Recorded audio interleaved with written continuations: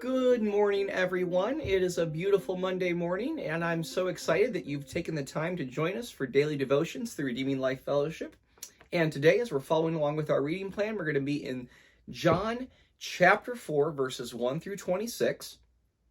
A very interesting episode that we have with Jesus talking with a Samaritan woman. And we'll try and unpack the details as we go. But there's a lot of points, I think, a lot of things to learn and pull out of a passage that like this.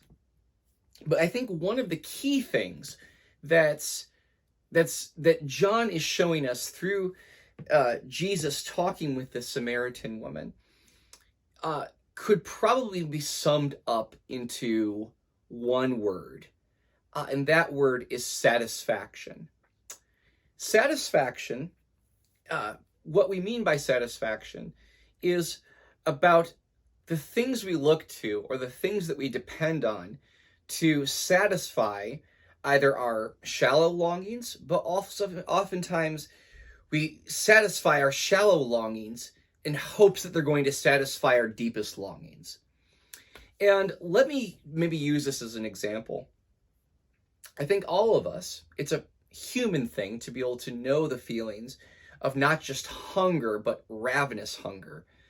And that sometimes when you're really, really hungry, out of your desperation, you will just almost eat anything that's put in front of you just because it happens to be there, and you just want something to be able to satisfy that hunger.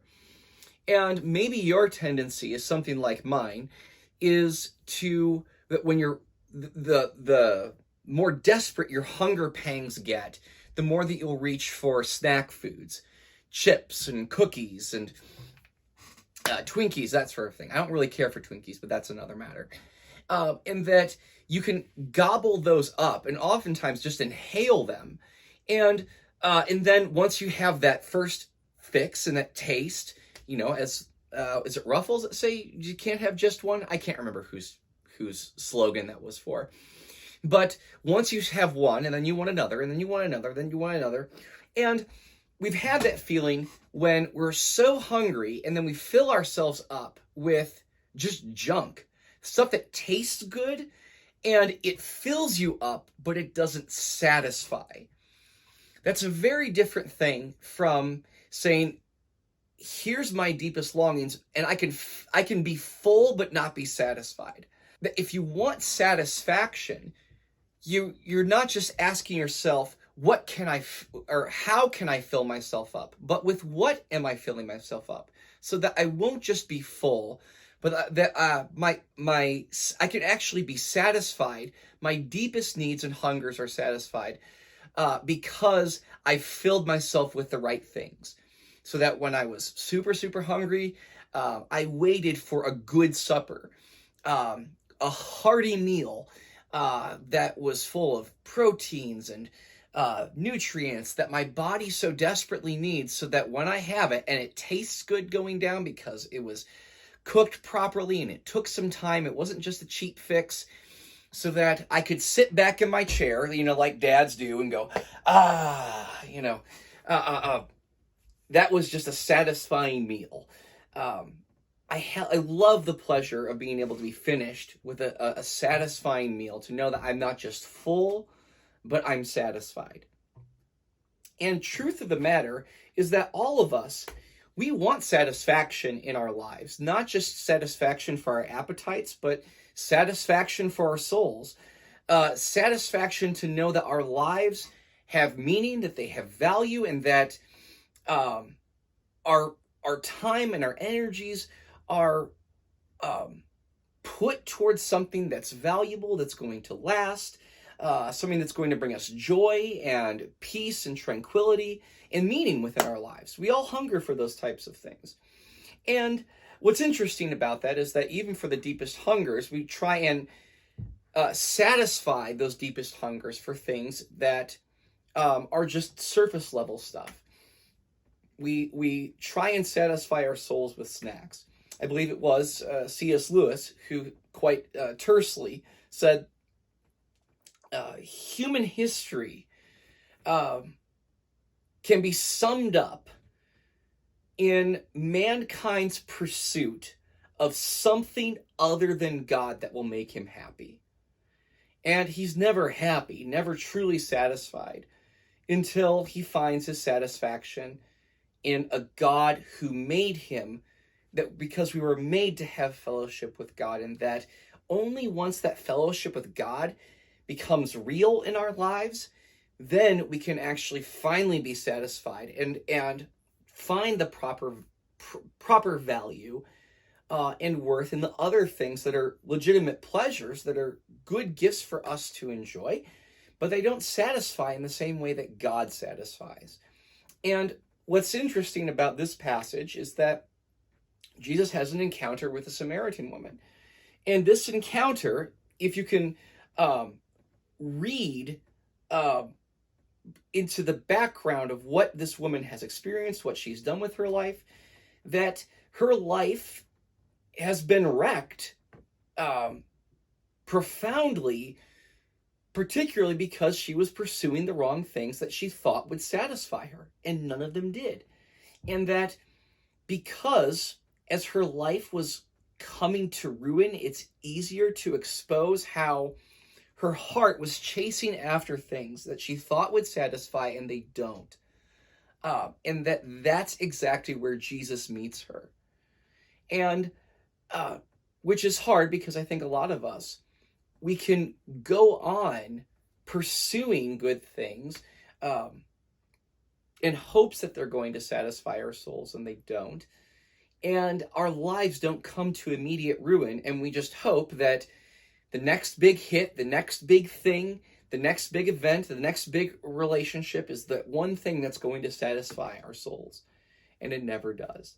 And sometimes it's not until our lives fall into ruin that we realize what these sort of things have been doing to us, and that we actually turn to God, and as this woman does. And so let's just read and listen to this exchange, this conversation between Jesus and the Samaritan woman, and see how it is that Jesus addresses her deepest need and meets it in a way that only he can. So let's read together. So John chapter 4, verses 1 through 26. And it says, "The Pharisees heard that Jesus was gaining and baptizing more disciples than John, although in fact it was not Jesus who baptized, but his disciples. When the Lord learned of this, he left Judea and went back once more to Galilee. Now he had to go through Samaria, so he came to a town in Samaria called Sychar, near the plot of ground Jacob had given to his son Joseph. Jacob's well was there, and Jesus, tired as he was from the journey, sat down by the well. It was about the 6th hour. When a Samaritan woman came to draw water, Jesus said to her, 'Will you give me a drink?' His disciples had gone into the town to buy food. The Samaritan woman said to him, 'You are a Jew, and I am a Samaritan woman. How can you ask me for a drink? For Jews do not associate with Samaritans.' Jesus asked her, 'If you knew the gift of God and who it is that asks you for a drink, you would have asked him, and he would have given you living water.' 'Sir,' the woman said, 'you have nothing to draw with, and the well is deep. Where can you get this living water? Are you greater than our father Jacob, who gave us the well and drank from it himself, as did also his sons and his flocks and herds?' Jesus answered, 'Everyone who drinks this water will be thirsty again. But whoever drinks the water I give him will never thirst. Indeed, the water I give him will become in him a spring of water, welling up to eternal life.' The woman said to him, 'Sir, give me this water that I won't get thirsty and have to keep coming here to draw water.' He told her, 'Go call your husband and come back.' 'I have no husband,' she replied. Jesus said to her, 'You are right when you say you have no husband. The fact is, you have had 5 husbands, and the man you now have is not your husband. What you have just said is quite true." "Sir," the woman said, "I can see that you are a prophet. Our fathers worshipped on this mountain, but you Jews claim that the place where we must worship is in Jerusalem."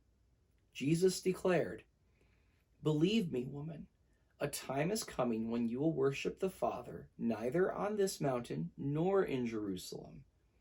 You Samaritans worship what you do not know. We worship what we do know, for salvation is from the Jews. Yet a time is coming, and has now come, when the true worshipers will worship the Father in spirit and in truth. For they are the kind of worshipers the Father seeks. God is spirit, and his worshipers must worship in spirit and in truth." Let's pause there for a second. It's interesting to me how Jesus mentions that there are true worshipers who will worship the Father in spirit and in truth, and that these are the types of worshipers the Father seeks. God is seeking you. He's looking for you. He's chasing after you. And this woman, whose life has been fallen apart by offering her heart and her life to things that have broken her heart, and idols will always break your heart. When Jesus says God is looking for worshipers, because he's looking for people who will worship him, yes, in spirit and in truth. Then in other words, looking for people who will give their hearts to him because he is the one who's seeking after them. That this woman's life has fallen apart because she's worshiped the wrong things. But there's hope for her life when she realizes that God is the one who's seeking after her. But let's finish this up here. It says this. Verse 25, the woman said, "I know that Messiah, called Christ, is coming. When he comes, he will explain everything to us."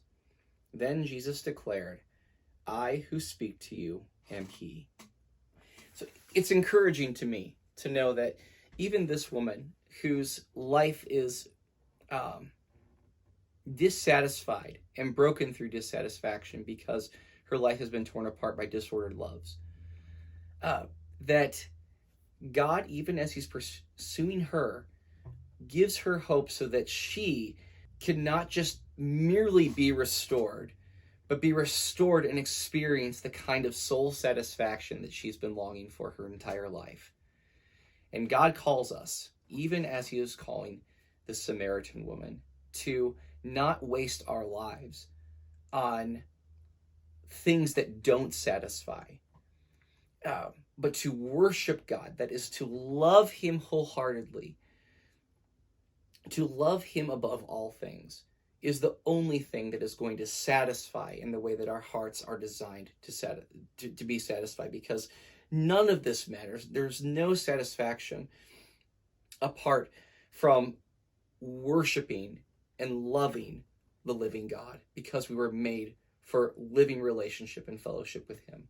So let that be the most important thing for you today, to worship the Father in spirit and in truth. So thank you so much for joining us.